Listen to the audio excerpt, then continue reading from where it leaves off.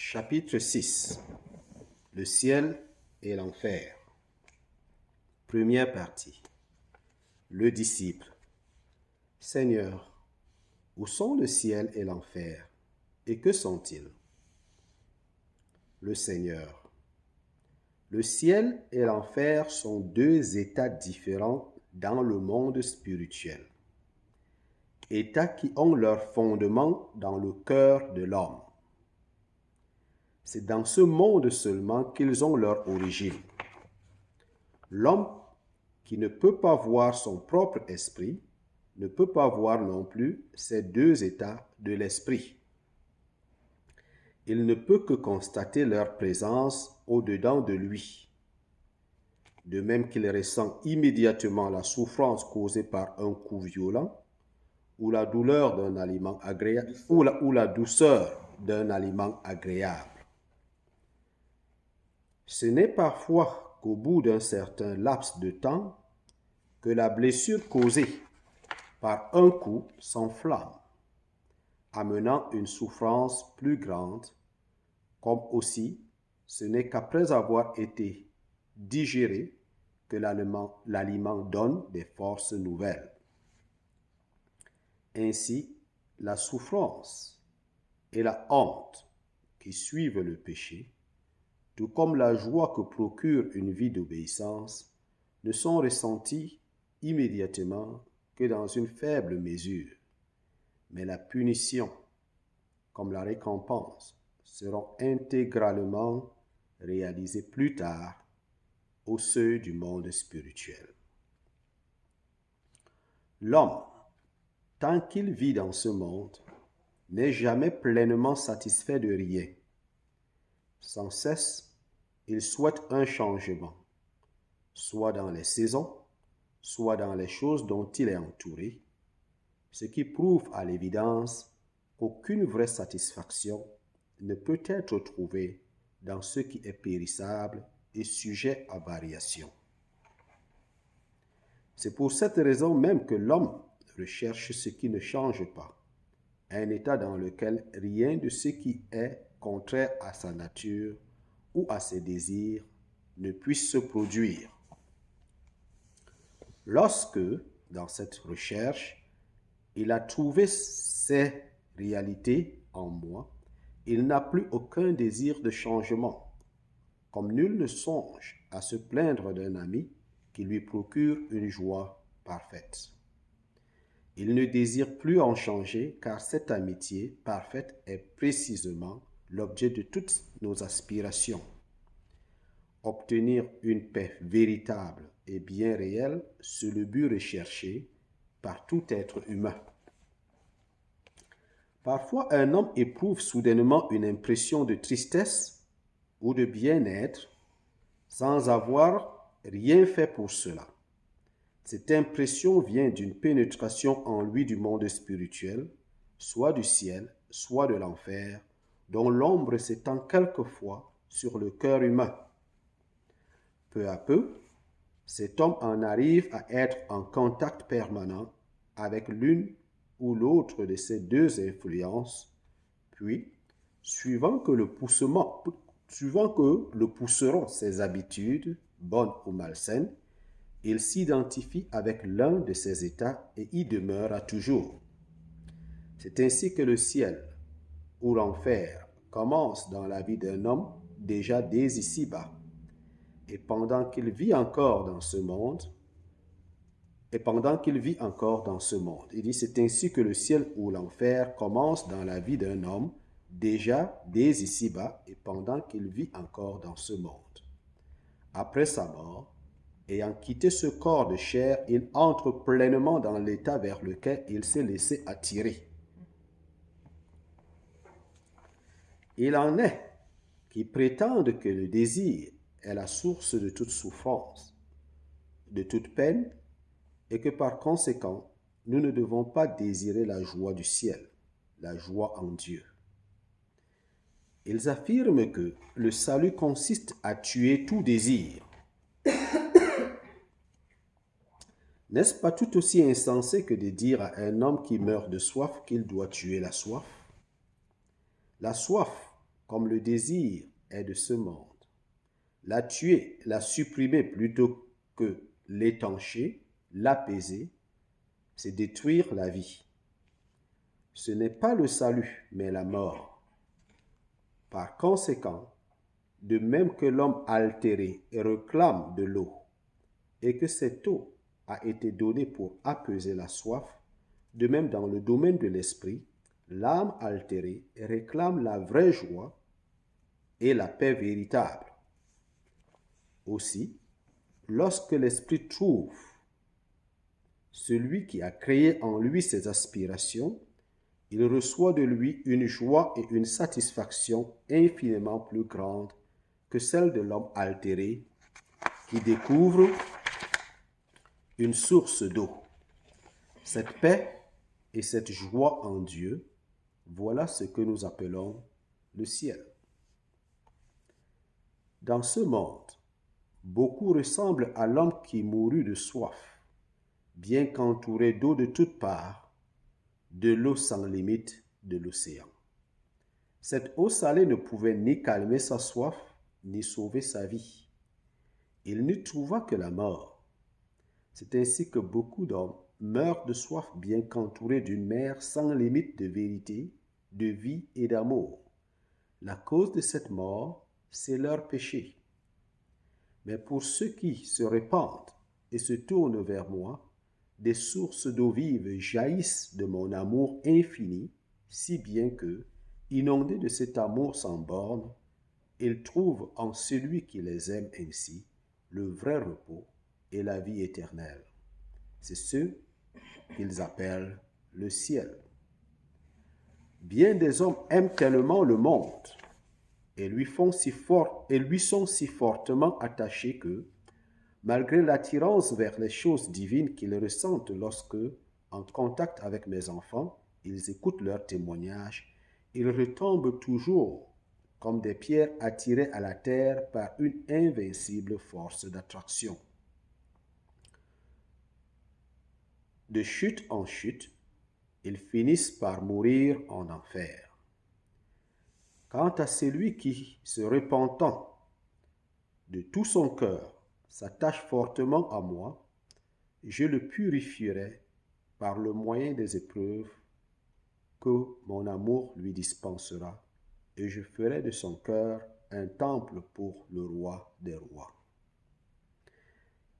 Quant aux choses du monde, à la gloire et au royaume, l'histoire nous montre que si, aujourd'hui, les rois se glorifient de leur majesté, de leur couronne et de leur trône, demain il n'y aura plus ni trône ni majesté, car tout cela n'est que poussière. La gloire, la grandeur, le trône et la couronne de ceux qui deviennent les enfants du royaume de Dieu sont éternels. Cette royauté et cette joie céleste ne connaîtront pas de fin. Pour combler leur ambition et augmenter leur jouissance, les pécheurs volent tout ce qu'ils peuvent des plaisirs des autres. C'est la raison pour laquelle, en sortant de leur maison, ils la ferment à clé. Il sera nécessaire de tout fermer ainsi, aussi longtemps que le cœur de l'homme restera fermé à l'amour de son Créateur. Lorsque le cœur s'ouvre à celui qui se tient à la porte et qui frappe, Apocalypse 3:30, tous ses désirs et ses aspirations sont comblés. Il n'y a plus aucune raison de fermer sa demeure, car alors, plutôt que de se faire du tort mutuellement, les hommes se servent les uns les autres avec amour.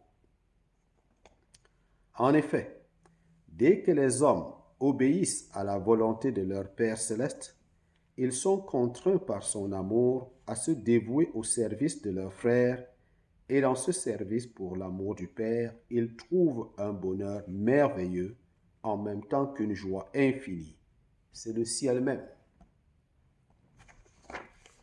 Le jour où, pour sauver de l'enfer les pécheurs, fils d'Adam, et leur ouvrir le ciel, je donnai ma vie sur la croix, 2 brigands étaient là avec moi.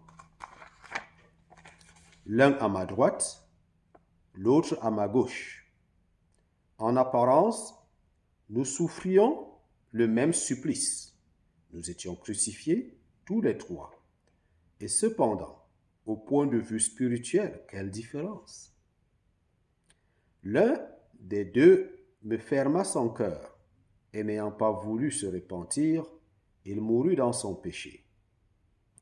L'autre se repentit sincèrement. Il m'ouvrit son cœur à moi qui mourais à cause du péché. Il obtint la vie éternelle, et ce même jour, il entra dans le paradis. Luc 23, 39 à 42. Ce paradis n'est pas seulement un état d'après la mort. Il commence dans le cœur de l'homme dès ici-bas, bien que le monde ne puisse pas le voir. Luc 17, 21. Un de mes fidèles témoins, mis à mort dans d'affreuses tortures, était tellement rempli de joie du ciel qu'il disait à ceux qui le martyrisaient: « Je voudrais être capable d'ouvrir mon cœur pour vous y faire voir cette paix véritable et magnifique que le monde ne peut ni donner ni ôter. » Vous seriez alors convaincu de sa réalité, mais c'est la manne cachée qui ne peut être vue ni montrée. Après qu'ils l'eurent fait mourir, ils ouvrirent son cœur pour voir s'ils y trouveraient quelque chose d'extraordinaire, mais ne trouvèrent qu'un simple cœur de chair. Ceux-là seuls qui ont obtenu un cœur nouveau connaissent la réalité et la joie du ciel. Je vais un peu commenter cette partie selon la compréhension que j'ai de ça. Les hommes se désirent, se convoitent les uns les autres de ce qu'ils trouvent dans l'un ou l'autre comme source de bonheur et de satisfaction. C'est pourquoi ils se volent. Ils cassent la porte pour entrer et prendre ce qu'ils croient que ça fait le bonheur de son prochain. Et beaucoup d'autres choses encore dont ils se privent ou privent les autres parce qu'ils croient que ça procure satisfaction et par égoïsme naturel, ils veulent que ça soit à eux seuls. C'est pourquoi les hommes ferment leurs portes, généralement, pour que quelqu'un d'autre n'entre pas pour prendre ce qu'ils conçoivent comme c'est la source de leur bonheur et de leur satisfaction. Mais pour ceux qui participent à la nature de Dieu en s'ouvrant à Jésus-Christ, il leur procure une joie et un bonheur si parfait qu'ils ne convoitent pas ce que les autres ont, mais servent les autres par le bonheur qu'ils reçoivent, et en servant les autres, ils se réjouissent. Donc par la nature de l'homme naturel, la tendance est de vouloir prendre ce qui est à l'autre. Et chacun se protège en conséquence. Par la nature que Jésus procure, puisqu'on ne vole pas ce qu'il donne, l'homme spirituel veut apporter dans la vie des autres ce qu'il a reçu de Dieu. Le bonheur exprimé par la présence et l'obéissance est déjà le ciel en lui, en soi-même, dans le chrétien. Donc, quand Christ est sur la croix avec les deux brigands, les trois sont crucifiés. Jésus souffre même plus qu'eux tous. Mais les trois ont des expériences différentes. Jésus meurt à cause de leurs péchés, des deux qui sont là. L'un d'eux ferme son cœur à Jésus puisqu'il ne veut pas reconnaître qu'il est pécheur. Et c'est la complication de la nature humaine, reconnaître son péché. L'autre, reconnaissant son péché à la croix dans la proximité de Jésus, se repent et entre dans le ciel. Je me suis toujours posé la question, est-ce que ce que Luc dit là est vrai? Que Jésus lui a dit, oui, que Jésus lui a dit, aujourd'hui même tu seras avec moi dans le paradis. Parce qu'il n'est pas mort. La Bible nous dit que les deux brigands là n'étaient pas morts. C'est Jésus qui était mort. Mais ils devaient mourir par la suite. Rien ne nous dit qu'ils sont morts le même jour que Jésus. Que c'est le jour. On leur brisait les pieds pour qu'ils ne s'enfuient pas, non? Voilà. Donc ils n'étaient pas morts. Et rien ne nous dit qu'ils sont morts ce jour-là. Et je me dis qu'il y a quelque chose qui ne va pas ici. Je me suis embrouillé avec, mais quelque chose me convainquait que cette parole est si claire que ça ne peut pas être une confusion. Il y a quelque chose là que je ne comprends pas.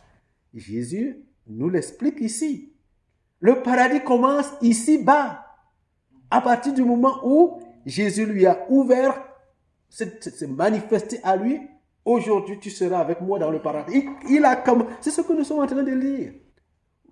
Nous disons aux gens, beaucoup veulent aller au paradis, mais peu ne veulent mourir. Si tu ne meurs pas, tu ne vas pas au paradis. Ce n'est pas la mort de la chair.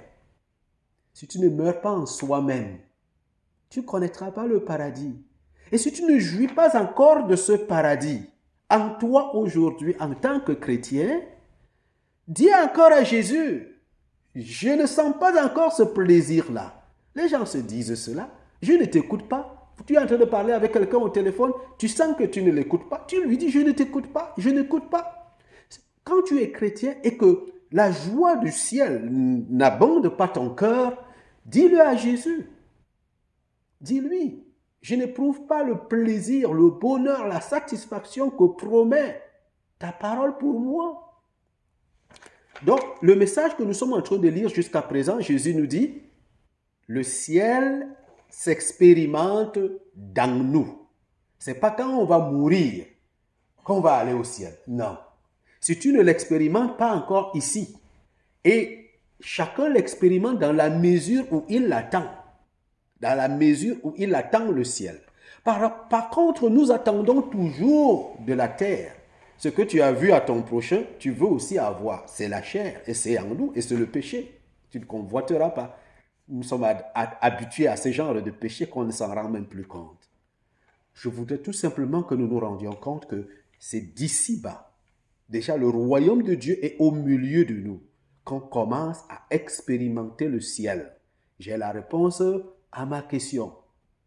Je pense maintenant que le gars, les pieds cassés, était réjoui de la joie de la présence de Jésus dans son cœur. Il a commencé à vivre le ciel dès ce moment-là. N'attends pas quand je reviendrai, dès maintenant. Continuons. Donc, je parle aussi de ce fidèle témoin de Jésus qui était lapidé, persécuté à mort. Et dans sa souffrance, il éprouvait une si grande joie malgré les douleurs qu'il ressentait dans son corps, un peu comme dans l'exemple d'Étienne, qu'il a voulu partager ça avec ceux qui le lapidaient, ses bourreaux. Il leur dit que si je pouvais ouvrir mon cœur pour que vous découvriez le bonheur qui le remplit, la joie qui y est, de ce que vous êtes en train de me faire. Mais ils ont persisté et ils l'ont tué. Quand tu vois des gens persister dans leur état de rébellion, ça surprend. C'est la nature de la mort qu'il y a en nous et qui est attachée à la mort. Et après sa mort, ils sont venus ouvrir sa chair pour voir s'il y avait quelque chose de particulier dans son cœur. Mais ils l'ont quand même tué. Donc, Étienne a expérimenté cela, nous lisons ça dans Actes. Il a vécu ça. On l'a tué pendant qu'il priait pour qu'eux, ils connaissent le ciel, parce qu'il a connu ce que ceux qui lui ont fait, lui a fait du bien. C'est ce que c'est que le bien que Dieu fait. Le bien que Dieu produit en nous donne l'envie de produire du bien aux autres. Au point que même à ses bourreaux, il y a le plaisir. Il ne le fait pas comme pour obéir à la loi. Il y a le plaisir de les voir sauvés à cause du plaisir qu'il reçoit des coups de pierre qu'il lui lance. N'est-ce pas là le paradis? Le sang de Marie, je recommence, le Seigneur continue. Le sang de Marie, dans lequel je demeurais quelques mois sous une forme humaine, fut béni moins richement que ne l'est le cœur de celui chez qui je fais ma demeure pour jamais, le remplissant de la joie du ciel. Luc 2, 27 à 28. Il y a beaucoup d'hommes qui, malgré leur ardent désir d'une vie céleste, ne l'obtiennent jamais par suite de leur négligence et de leur ignorance. Un pauvre mendiant s'assit pendant 21 ans au-dessus de la cachette inconnue de tous, où l'on avait enfermé un trésor royal. Comme il espérait même devenir riche un jour, il mendiait des sous de cuivre, les petites pièces. Puis il mourut dans la pauvreté et un complet dénuement, ignorant tout jusqu'à la fin des immenses richesses au-dessus desquelles il avait été assis pendant si longtemps. Les autorités qui soupçonnaient ce mendiant d'avoir enterré de l'argent à l'endroit où il se tenait habituellement firent creuser à cette même place. On y découvrit un riche trésor qui fut versé dans la caisse royale. Repentez-vous, car le royaume des cieux est aussi tout près de vous. Donc, ce mendiant s'asseyait quelque part tout le temps pour mendier. Tout ce qu'on lui donnait, c'était les dernières valeurs de pièces que chacun pouvait avoir qui ne sait à quoi faire. Et il espérait un jour qu'il sera riche et que miraculeusement, peut-être il va gagner la loterie ou quoi que ce soit. Mais là où il s'asseyait continuellement, se trouvait un trésor royal qui était enfoui là où il était assis. Mais il ne l'a jamais su. S'il s'était même dit un jour qu'il faut que je cultive cette terre où je suis assis pour me nourrir, il aurait pu découvrir le trésor qui y était. Il est mort, misérable et pauvre. Les autorités municipales se sont demandé, mais comment une personne peut s'asseoir toujours quelque part comme ça tout le temps? Peut-être y avait-il là où il était assis quelque chose qu'il cachait. On va creuser pour voir. On creuse et on trouve un trésor royal de grand prix qui allait rendre cet homme plus riche que quiconque. Mais lui, il n'a pas su. Il n'a trouvé dans ce bon endroit qu'un lieu pour s'asseoir confortablement et mendier. Il en est ainsi de nous qui avons cette vie et l'opportunité de l'éternité et de la richesse de Dieu, mais qui ne nous en rendons pas compte, mendiant les bonheurs et les plaisirs de la terre au point de nous tuer les uns les autres pour cela, ne sachant pas que nous avons l'opportunité, là à côté de nous, d'entrer dans le royaume éternel de la gloire de Dieu et dans les richesses de Dieu. Il suffit de se repentir, c'est-à-dire de se rendre compte qu'on se trompe. On se trompe d'espérance, sachant que tout ce que tu espères, tout ce que tu attends, la richesse et les gloires du monde, la pace, tu connais beaucoup de riches que tu as enviés et qui ne sont plus, mais tu y crois toujours. Mais ceux qui goûtent au don céleste de la parole de Dieu connaissent le bonheur que ça produit. Il y en a, et chacun a sa mesure. Vous mangez la même nourriture, il y en a qui sont contents, il y en a qui ne le sont pas. Il y en a qui mangent tout simplement parce qu'ils ont faim, il y en a qui mangent parce qu'ils ont faim, mais ils aiment la nourriture qu'ils mangent, il y en a qui en sont rassasiés, il y en a pour qui ça produit du bien à la mesure de l'espérance de chacun. Il en est ainsi du royaume de Dieu. Et c'est à nous chaque jour de nous demander, est-ce que je jouis de ce salut comme j'aurais dû l'être? N'y a-t-il peut-être pas en moi des choses qui m'empêchent de jouir pleinement de cela? Il peut avoir que tu as dans ta bouche quelque chose d'autre que tu mangeais et on te donne peut-être un gâteau et à cause de l'aliment qui était déjà là, mélangé à ce gâteau, tu n'en trouves pas du plaisir. Qu'est-ce que nous mélangeons dans ce que nous recevons de Dieu qui nous empêche de jouir de lui? Demandons-le lui. Ne prétendons pas, il n'y a plus à prétendre avec Christ. Il faut s'ouvrir. Il aime la vérité et il nous dira la vérité.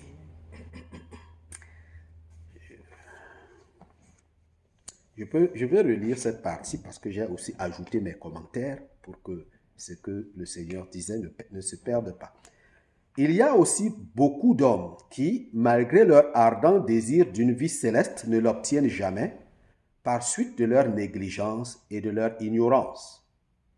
Un pauvre mendiant s'assit pendant 21 ans au-dessus de la cachette inconnue de tous, où il avait, où l'on avait enfermé un trésor royal. Comme il désirait,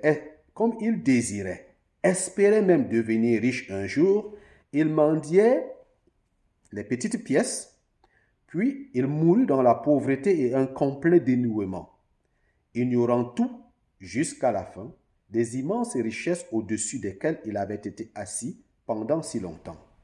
Les autorités qui soupçonnaient ce mendiant d'avoir enterré de l'argent à l'endroit où il se tenait habituellement firent creuser à cette même place. On y découvrit un riche trésor qui fut versé dans la caisse royale. Repentez-vous, car le royaume des cieux est aussi tout près de vous. Matthieu 4, 17.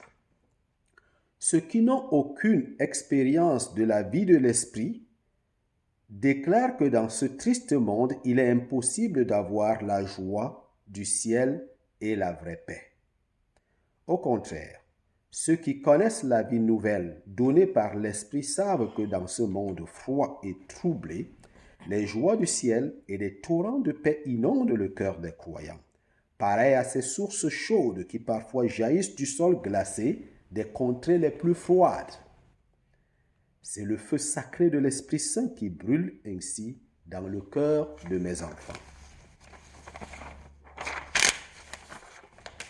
Dieu créa tous les hommes d'un seul sang, à son image et à sa ressemblance. Mais il a donné à chacun une constitution, une nature et des qualités différentes.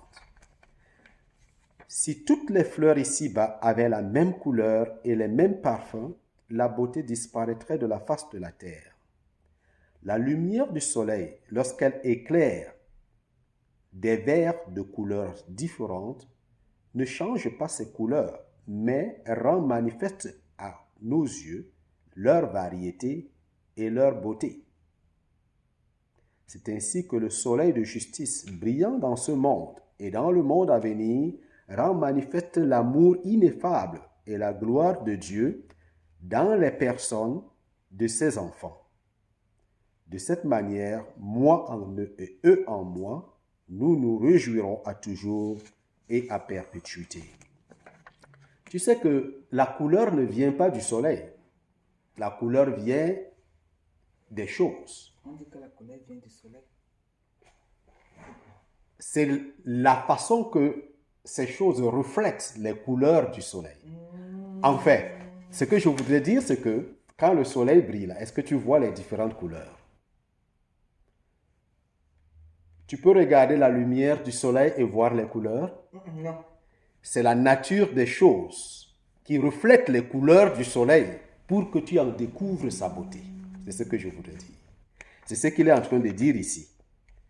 Il dit, la lumière du soleil, lorsqu'elle éclaire des verres de couleurs différentes, les glaces, les verres là, de couleurs différentes, ne change pas ces couleurs, mais rend manifeste à nos yeux leur variété et leur beauté.